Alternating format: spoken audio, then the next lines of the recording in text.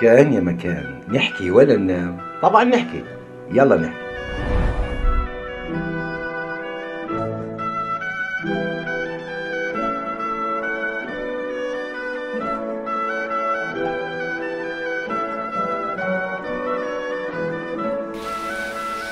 اهلا، اهلا وسهلا. شو جايين تسمعوا قصه اليوم كمان؟ والله لسه كنت عم بفكر بقصه، عم بفكر بقصه عن دب. بس القصه بلشت قبل بكتير من الدب. كان في زلمه صديق لإلي، مش رح اقول لكم ايش صار فيه، بالاخر بتعرفوا شو صار فيه. بس هذا كان صديقي زمان، كان صديق. هذا الصديق تبعي كان يحب يجمع حيوانات. كان عنده في البيت كتير حيوانات. كان في عنده ببغاء بتحكي، وحياة الله. كان في عنده حية، كان في عنده كلب، كان في عنده بسي، كان في عنده كتير حيوانات، مليان. عنده فئران صغار، عنده كتير اشياء، وحياة الله وحياة الله عنده اشياء حلوة. يوم من الايامات سمع انه بجنينة الحيوانات بدهم يبيعوا دب صغير. الدب الكبيرة خلفت كتير دببة، وقالوا بدنا نبيع واحد في زيادة. كيف دب؟ إذا أنا بشتري دب ويصير عندي بالبيت دب، معناها هذا الوحيد اللي بيكون عندي دب عن جد. وراح على جنينة الحيوانات وقال لي أنا جاي أشتري الدب، قد إيه بدكم؟ قالوا له هالقد وهالقد. والله قال لي بدفع. دفع حق الدب واخذ الدب. دب حقيقي، مش دبدوب هذا اللي بتلعبوا فيه، اللي بيلعبوا فيه الاولاد ومش عارف شو هذا الدب القماش. لا، دب حقيقي، يعني بيمشوا وباكلوا وبيحكوا هيك، تعرف دب صغير. اخذ الدب الصغير حطه معه بالسياره واخده على البيت. الدب كان قاعد بالسياره من ورا. وهو ماشي بالسياره الناس يطلعوا دب، حتى اولاد صغار. بابا دب كل القربين دب. وحياة الله. وهو مكيف سايق السياره هيك، يا سايق السياره يا سايق السياره، ومكيف شايف الناس عم يطلعوا عليه يعملوا لي هيك، هذا الدب الي هذا الدب الي، ومكيف وماشي. اخذوا على البيت وبنى له بيت كبير، لانه هو عارف انه الدب مش رح يضل صغير، رح يصير دب كبير زي بتعرفوا انتم الدب هذا الكبير. بنى له بيت كبير هيك من خشب. حطوا عنده هيك بالحديقه وين الحيوانات. كان في كثير حيوانات، ما حكيت لكم انا عنده كثير حيوانات، والدب كمان. حط الدب بالبيت وصار يطعميه ويسقيه وينظفه ويحممه، والدب صار يكبر. كان صغير هيك هالقد هيك، هالقد صار يكبر. يوم بعد يوم، وجمعه بعد جمعه، وشهر بعد شهر، وسنه بعد سنه، صار دب كبير هيك، دب على الاخر، دب كبير. والدب صار يحبه لهذا الزلمه كثير، صار يحبه لانه هو بطعميه وبربيه وبحميه وبغسله كل شيء وباخذ له وحياة الله. ما كانش يقبل انه حدا يتعدى على صاحبه.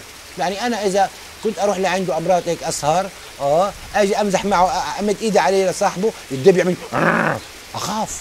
وحياة الله. مين ما كان يقرب على الزلمه كان الدب يزعل. هذا صاحبه، هذا حبيبه بحميه. بس الدب مش هالقد ذكي، دب.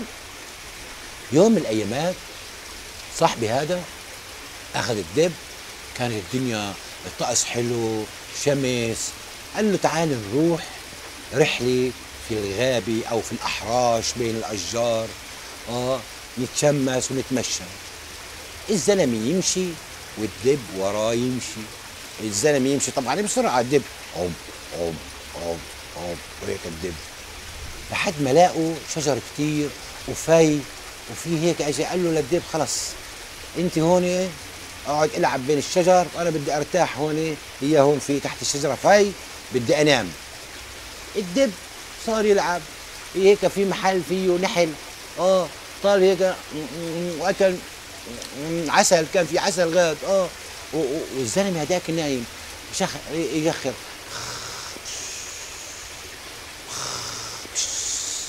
والدب يلعب. والزلمه نايم وهو بخبش، ولا فجأة اجت ذبابة، يعني دباني. دباني هيك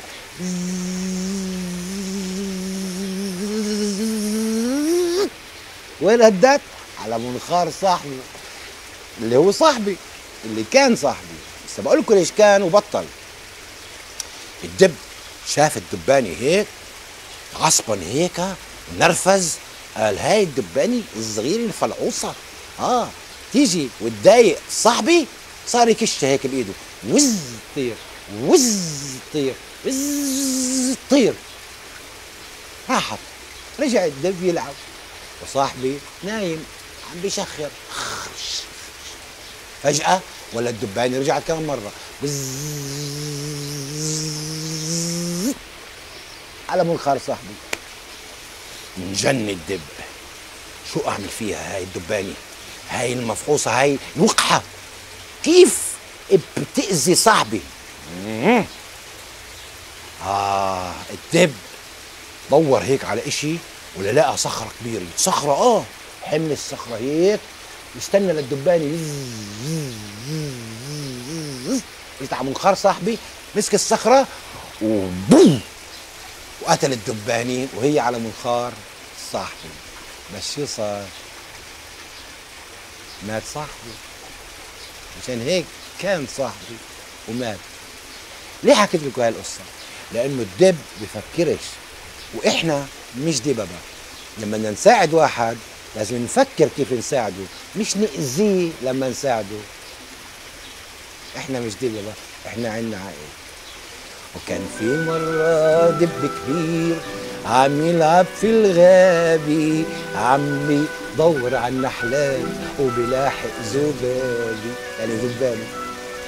شكرا لكم كتير كتير، شكرا كبيرة، أكبر من الدب، أكبر من النحل والدبان كله.